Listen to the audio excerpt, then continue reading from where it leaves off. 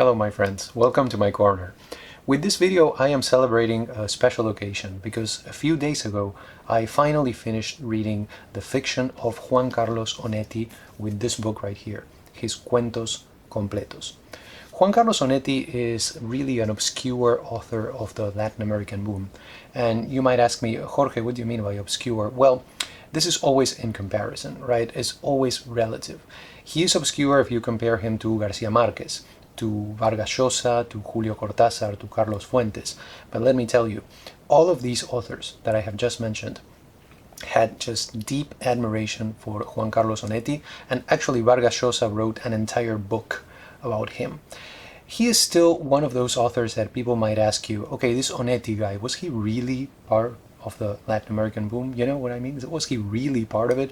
Kind of like Juan Rulfo, like Miguel Ángel Asturias, like Alejo Carpentier, sometimes maybe even like Jorge Luis Borges. So he is one of those authors. We remember him in Latin America primarily as a novelista.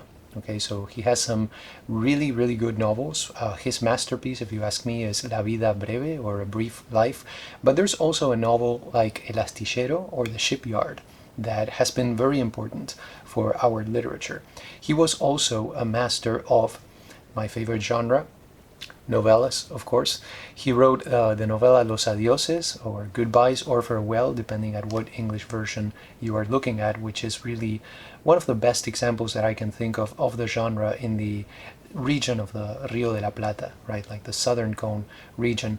And then also a novella like Para una tumba sin nombre, A Grave with No Name. These are just masterpieces of the genre. However, Onetti was also a really, really good cuentista. Okay, he wrote many very good short stories, and that's the part of his work that I would like to focus on with this video. Let me show you though, I showed you the Spanish edition, but I just wanted you to know that there is an English translation by Katherine Silver, so it's great, right, of his complete short stories titled A Dream Come True. So you can find all of these in both languages. I'm going to give you a little bit more information about the two editions here in a couple of minutes. So basically, how do we describe Onetti, right? What kind of writer or what kind of guy was he? He has been aptly and I believe hilariously described as the Steppenwolf of Uruguayan letters. And I think the label really fits in this case, because when you enter Onetti's world, you're going to realize that it's a world marked by anguish, okay? It's the world of despair. So I see him primarily as an heir or an inheritor of Roberto Arlt, in a way kind of like Ernesto Sábato. And you may say, Jorge, is that fair to compare Uruguayan and Argentinian authors kind of in the same? I'll say this, okay, both countries, the literature of both countries have been in direct dialogue for many, many years. So we are divided by the widest river in the world, but there are many points of affinity between the two literatures, and these authors navigated from one shore to the next, okay, from one to the other. So I believe it is really a cultural region that we can approach in that way. So it's a gray world, really, the world of Juan Carlos Onetti. It is the world of the metropolis. Okay, some things that you find in this world. When I read Onetti, for instance, I think about noir. Okay, the genre of noir with its anti-heroes and its existentialist type of philosophy behind it. I also see quite a bit of misogyny in his world, though that does not necessarily reflect him as a person. In one interview, he describes himself as a gentleman. But you can see that, many critics have pointed out that in Onetti's world, women are, for the most part, prostitutes, or, fallen women, as we could say, between quotation marks. So that is something to consider. There are some angels in his works, but most of the time, unfortunately, they do not meet a very positive end. So something to keep in mind right there. And then another preoccupation that I find in Onetti's works is that of money. Okay, his anti-heroes are just struggling for life, or they are struggling to make ends meet, and sometimes they go to undesirable lengths in order to achieve that. So those are three things. I think of noir, I think of the misogyny that is present there, and also the element of money. Onetti is famous for another thing. He created a fictional city which is called Santa Maria, okay? And you may not know this, but you know Buenos Aires, right? The capital of Argentina, where I was born. The original name of Buenos Aires was Santa Maria del Buen Aire. So there you have the connection, Santa Maria and Buenos Aires. Though we must say that Santa Maria is not really Buenos Aires. Okay, it's a composite, it's a mix between Montevideo and Buenos Aires. It could be any city really in Latin America. So because of this, because of the fact that Onetti created this fictional space for his characters to live in, he has been compared to, of course, William Faulkner. You could also draw the comparison with Gabriel Garcia Marquez and Macondo, right? And then also with Juan José Saer, the Argentine author who also created one of these fictional spaces for their characters. So in the world of Onetti, like throughout his works, you're going to find cynicism, you're going to find sarcasm as a kind of a defense mechanism, a way to deal with life so that it doesn't destroy you.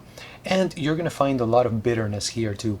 But it is just, you know, the unmistakable, the inventive prose and style that just keeps you turning the pages.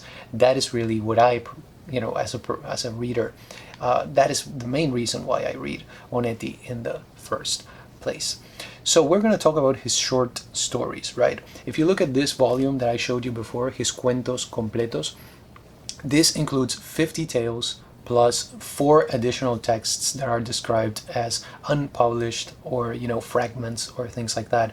And all of the texts included in this book were published between 1933 and 1994. So we are looking at more than 60 years really of short story output from him.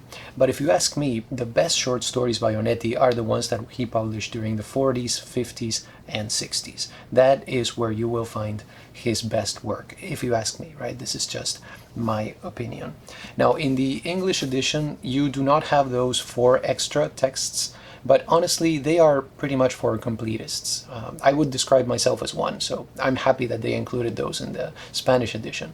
But don't worry, you know, it's 4 texts really that kind of add something to the mix, but they are not absolutely necessary for the general reader or for somebody who's trying to kind of enter, you know, the literary or fictional world of Juan Carlos Onetti. So what you're going to find is that towards the end of the collection, there's a tendency towards what we call today flash fiction, or maybe even the short, you know. So his longest stories are towards the beginning or in the middle of his writing career. So what we're going to do is, what I put together for you is basically a top 5 of his short stories, and we're going to do this in countdown fashion. Okay, so the last story that I'm going to talk about is the one that I consider to be the best one by Onetti. Then after that, I'm going to give you some honorable mentions, you know, short stories that I believe you should check out, but that, you know, are not really the absolute best. And I'm going to share with you a couple of quotes, and that's pretty much the plan for today. So let's see what we have here. We're going to begin at number 5 with the story Bienvenido Bob, or Welcome Bob. Okay, this is a story in which we have a narrator who is in love with a young woman, right? And he wants to marry her.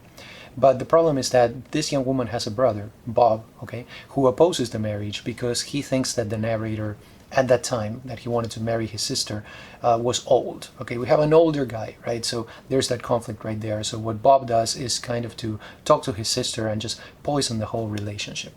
Now, this is a static story, okay? One of the reasons why I can tell you what it's about is because nothing really happens in the story. It's about the narrator.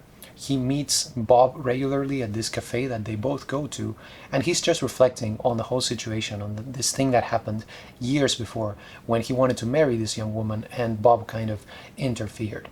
The main theme of the story is the inexorable passing of time. So it's one of those stories about time, you know, which Tennessee Williams called the enemy in us all. You know, time is this thing that destroys us, especially in the work of Juan Carlos Onetti. This is really this looking back, right? Looking back to things is really one of the recurring themes in his novels, novellas, and even in his short stories. And this one, Welcome Bob, is really as much about love as it is about hate. Okay, because you have the relationship between Bob and the young woman, so that is love, right? And then his relationship in a way with the brother, which is one of hate. So as I read the story, I kept thinking, remember that Robert Mitchum character in The Night of the Hunter, who has a tattooed, you know, love in one hand and hate in the knuckles of the other hand. He does this thing, how the two forces are constantly fighting each other and which one will win. So I kept thinking about that as I read Welcome Bob by Juan Carlos Onetti.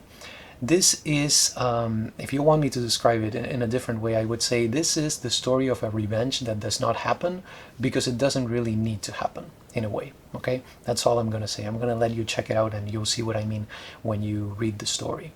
Number 4 is going to be La cara de la desgracia, or the face of disgrace. Okay, and the first thing that I noticed about this one, and I want to say that, is that it is a rewriting of a previous story. I was reading the story and I was like, wow, I have read this before. Where did I read this before? I cannot have made the mistake of reading the same story twice. So I realized that it was a rewriting of a story titled in Spanish La Larga Historia, and the title in English is A Long Tale, which in this book you can find on page 91. So I thought it was very interesting. And there are many differences between the two versions. For one, La cara de la desgracia is longer, even though the other one is titled La Larga Historia. This other story is longer. And the main difference between these two is that in La Larga Historia we have a third person narrator, whereas in La Cara de la Desgracia it is a first person narrator. Now this guy is the protagonist, right? He feels guilty for the fact that his brother has committed suicide, so he really feels responsible about that. And the story really starts with a change when this young woman, it's actually a girl, an adolescent, arrives at the town. And this person, the narrator, is just captivated by her, and he just has to meet her. One of the differences, another difference between the two stories is that in La Larga Historia, the meeting does not happen. In La Cara de la Desgracia, Face of Disgrace, it does happen. So we hear a lot more about the girl, and I think that makes for such a better story, in comparison to the earlier version. So they meet, right? And this is, I would say, a story about guilt, primarily, of course, because of the responsibility that this guy feels for his brother's suicide. But it is also about defeat. It is about loss, right? It is about resignation. Those are some of the themes that I find in The Face of Disgrace.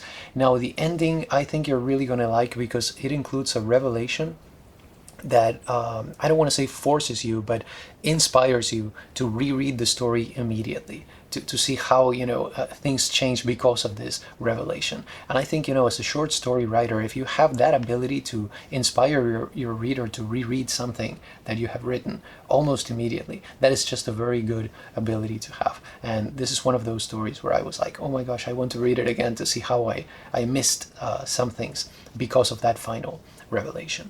We're going to go now to number 3, and that is La Casa en la Arena, the house in the sand. This one is a very important story for the Santa Maria cycle. In the novels and the novellas of Onetti, not all of them deal with Santa Maria, this fictional city that he created, but many of them do.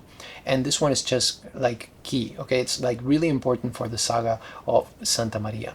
It features Dr. Diaz-Grey, who is one of the recurring characters in this saga of this fictional city. And at this point in La Casa en la Arena, he is not really practicing anymore. So he's a doctor, of course, but he just doesn't practice anymore. He's living in a house close to the beach, and he constantly interacts with a man named Quinteros. Okay, but the story really begins with an arrival, just like the previous one that I talked about. Okay, the arrival of this person that changes everything. That is another theme in Onetti. So a pyromaniac known as Colorado arrives, and when you add a woman to this mix, right, and in this case that's going to be Quinteros' wife Molly, there you have the recipe for disaster that Onetti often presents to us. I would say that in this story, one of the things I like about it is that his style here is at its best. Okay, it's just that mesmerizing obscurity of the style that just keeps you turning the pages because you want to find out what's going to happen, right? What's going on sometimes, because it can be confusing. But I would say in terms of theme, right, what we have here in La Casa en la Arena, the house in the sand, is this idea that there's always a defining memory for each one of us. That moment, if somebody asked you, okay, what is that memory of the moment that defined your life? And that is what Diaz-Grey, the doctor, is doing in this story. He's thinking about that memory, that moment that basically changed everything, right? It reminds us really that sometimes all we have is one piece of the puzzle. We have just that one piece, and all we can do, really, the best we can do, is just to try to imagine what the rest of the puzzle was like based on that little element of it that we have.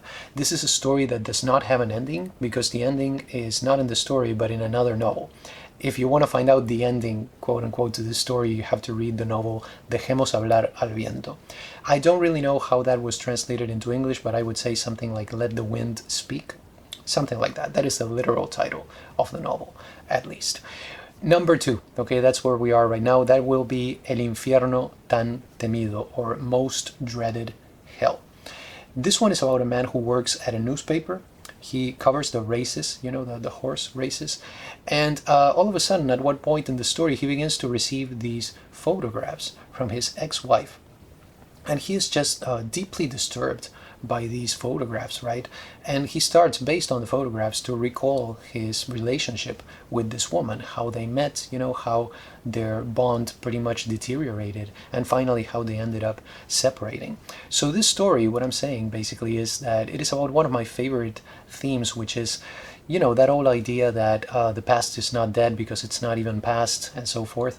That is what you find here. The past is inescapable. And in this story, you find it through the pictures that the narrator keeps getting from his ex-wife, and how that story complicates itself. It's a story about sadism. It's about masochism, right? It's about that tendency that leads some people to just destroy themselves, you know, to abase themselves, and to try to drag others with them, and just make everybody descend to the depths of hell, basically, because that is what the title of the story kind of indicates.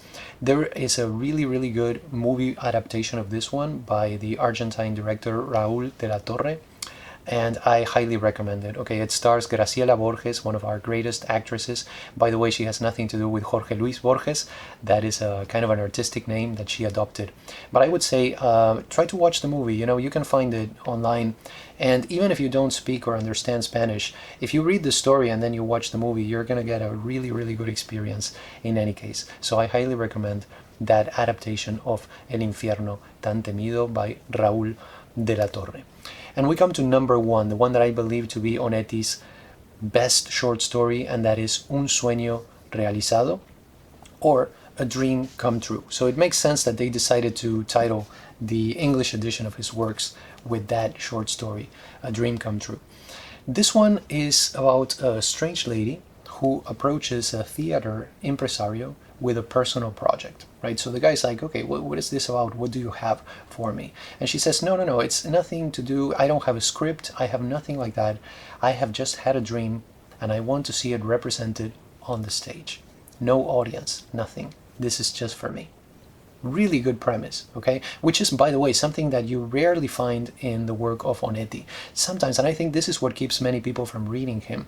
If you read the synopses of his works, his short stories, novels, novellas, you're like, that doesn't sound very interesting, because it's not about the what, it's about the how, okay, with Onetti. It's about the style, it's about the prose, and it's about the way that he tells you the story that just kind of involves you right there. But in this one, we do have a very, very interesting premise. So the narrator, he has a friend, and of course they need money. That is a typical motive for actions in Onetti's work, and they decide to humor this lady and to put on this show, right, on the stage for her alone. This is, I would say, you know, one of Onetti's deepest stories, and I really like that premise, as I said before. It's really extraordinary, you know, literally it's extraordinary, and it is really memorable. So really, you know, Un Sueño Realizado is just amazing. And then when you get to the end, you're going to find that the ending is very, very what's the word that I'm looking for here? It's open, but I want to say it's ambiguous. Okay, that's the word that I'm looking for. It's really ambiguous. So don't expect Onetti to do the work for you with this one. This is one of those stories that you're gonna keep thinking about for a while, you know, because it's just you know, just mesmerizing once again, and involving and complex, right? So it's really one of my favorites. Now I wanted to share with you some honorable mentions that I noted right here in this copy of the book. And those are, first of all, I have Esbjerg en la costa, okay, Esbjerg by the sea. That is one of Onetti's also very famous stories. And this one is primarily about homesickness, right? And also about defeat. The theme of defeat repeats itself throughout his works. So that's another good story to check out. Then I also have Tan triste como ella, translated into English as sad as she. Okay, this one is about relationship as hell. Okay, about the awful things that people sometimes do to each other. So it's really dark. You know, it's one of the saddest stories written about a relationship that you will ever read. So if you're interested in that type of thing, I highly recommend this one. Then another classic is Jacob y el otro, Jacob and the other, about a parasitic relationship. It's about a boxer who has seen better days. You know, he's kind of like getting old, and his manager, who does not entirely believe in him anymore, right? So that is a longer story that sometimes people describe as a novella because it's a little bit longer. From the shorter ones, right? I am not a very big fan of the flash fiction or the shorts towards the end, but some of them are very, very good. Bichicome, it was translated into English as Beachcomber, okay? And this one is about growing up, but from the perspective of an adult. So we have this kid who is in the process of growing up, but from that perspective of the older person, the narrator. Okay, very, very interesting story right here. Then I really liked El Album, okay, The Album. It's a story of first love, and it's the first love of a character who is famous in Onetti's world, who is Jorge Malavia. So here we read about his first love, and basically the theme would be those people who make an impression on us, you know, those lasting impressions, those encounters in our lives that we're never going to forget about, and they're going to just, you know, people who maybe come into our lives for one moment and they leave, but in a sense you could say that they don't really leave. You know, they stay with us for the rest of our lives, pretty much. So I really like that theme also. And then I wanted to mention briefly, there's a story that is his longest story here, right? I believe it's a novella. Okay, so it's included in collections of short stories in Spanish and in English, but I believe it is a novella, and many people admire it, and that is Death and the Girl, okay, La Muerte y la Niña. Now I want to say this, I did not entirely enjoy this story, and I was like, I felt that it was my fault, you know, I just couldn't wrap my head around it, you know. So I went online and I tried to look for some comments on this tale, you know, short story or novella or whatever it is. And I think one of the reviewers online that I found really nailed it. He said this is the kind of story that you read not for what it tells, but for how it tells it. Which is what I was saying before. With Onetti is often like that. But I still want to recommend it because it's really a Faulknerian story because of the multi-perspective that you get. And the same story, you know, but from different perspectives. So I still wanted to mention it as a famous short story by Onetti. Now I wanted to show you something very interesting that I have here. And this is, it so happens that before I bought these other books, right, and before I got from the library the English edition, I had a book at home of some selected short stories by Onetti. This actually belongs to my father. There was a collection that came out in Argentina and that was published, and he got this book as part of that collection, simply titled Cuentos, right? I don't know when, how old this is, but you know, judging by the appearance, I would say, I don't know, sometime in the, I don't know, 14th century or something like that. But anyway, what you find in this book is really, you know, some of the stories that I already mentioned. So I thought, you know, I had selected some good stories, because look at this. It has Un sueño realizado, Bienvenido Bob, Es Vierga en la costa, La casa en la arena, El infierno tan temido, Tan triste como ella, and then one that I did not mention, which is Justo el 31. Let me share with you the English translation of that title, because this is a famous story, right? Justo el 31 was translated as, let me see here, on the 31st. Okay, so it's a story really about the 31st of December, if I remember correctly. So it's a New Year story. So very interesting, but I did not feel that it affected me the way that I was expecting it to, because it is a really famous story. Other than that, just to give you an idea, what you're going to find here, you're going to find some crime stories, right? Like The Tragic End of Alfredo Plumet and The Perfect Crime. Those are sort of crime stories.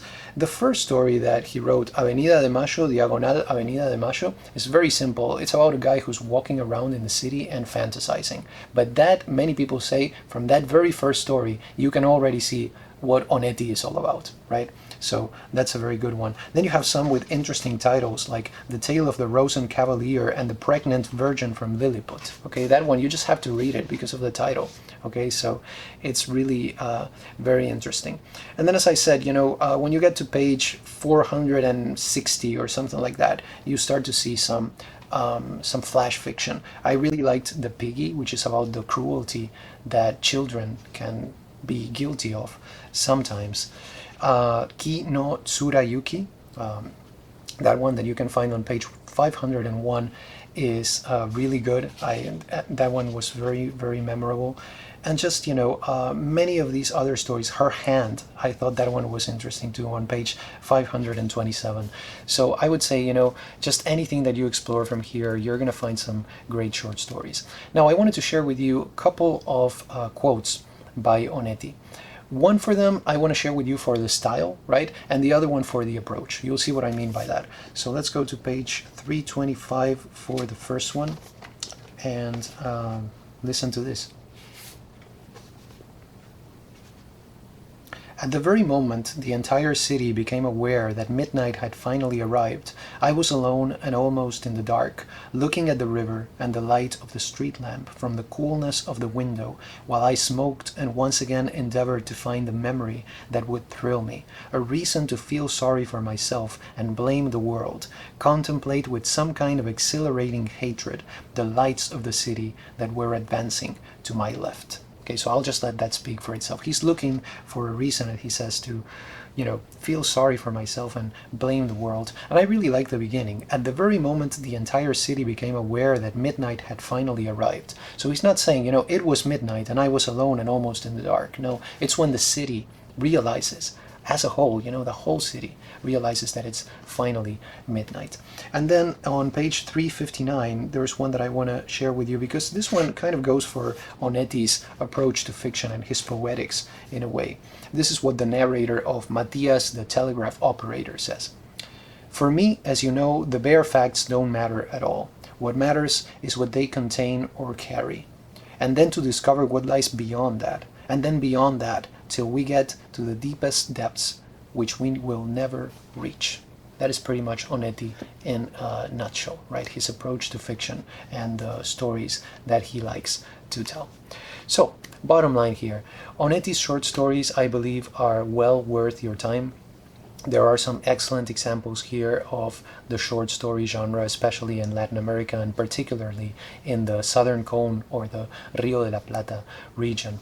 Some of the stories that you're going to find in this collection are really for completists, okay? And once again, I do describe myself as one of those. So I would say he is not entirely, nivelado would be a word in Spanish. He is not entirely, at the same level always with the stories. For some reason, the word in English is not coming to me at the moment. But I would say that of the 50 stories that are included here, 25 of them, half of them, could be described as either very good or directly excellent. And I think that is a very good percentage when we look at short stories, right?